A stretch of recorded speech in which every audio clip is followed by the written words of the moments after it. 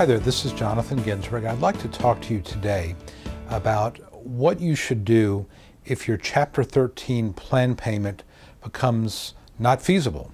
In other words, what happens if you're either not making enough money to support your plan payment, or your expenses go up, or some combination of both, that you lose your job or have to take a pay cut, something like that. What can you do? Well, the good news is that your Chapter 13 payment plan, or your plan payment rather, is not written in stone.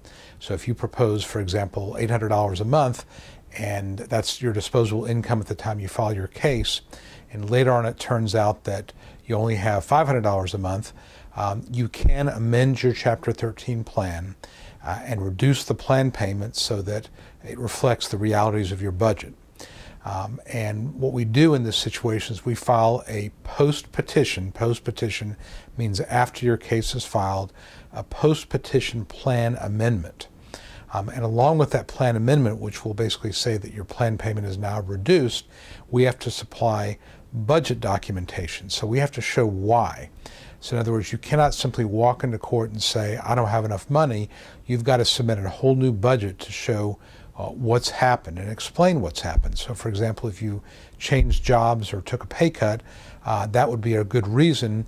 We would have to file a new budget, a new Schedule I and J that shows your new income, your new expenses, and it shows that you only have left over $500 a month in this example. So you have to be able to document it. So my point here, I guess, is that if you find that you're not able to make your plan payment, or if your plan payment's coming out of your paycheck and you're not able to pay your regular monthly expenses, really sit down, do a budget, and try to figure out where your money is going.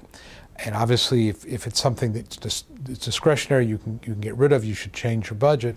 But if not, if it really doesn't, you really don't have that extra $200 or $300 a month you need, then you can call me, call your attorney.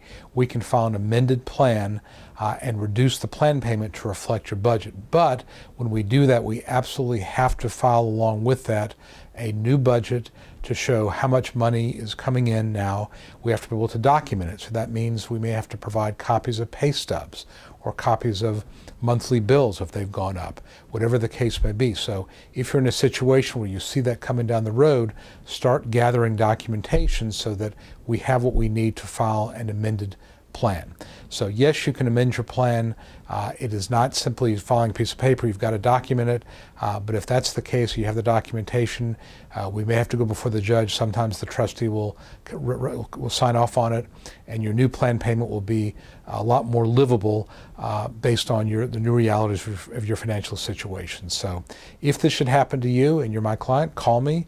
We'll talk about how to do it. If you're thinking about filing bankruptcy and you were concerned about, should I prepare a plan that may not be feasible 2 years from now, rest assured that down the road you can amend your plan with documentation, and it happens all the time.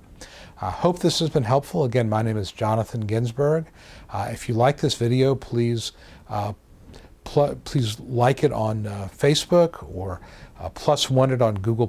It helps me a good bit.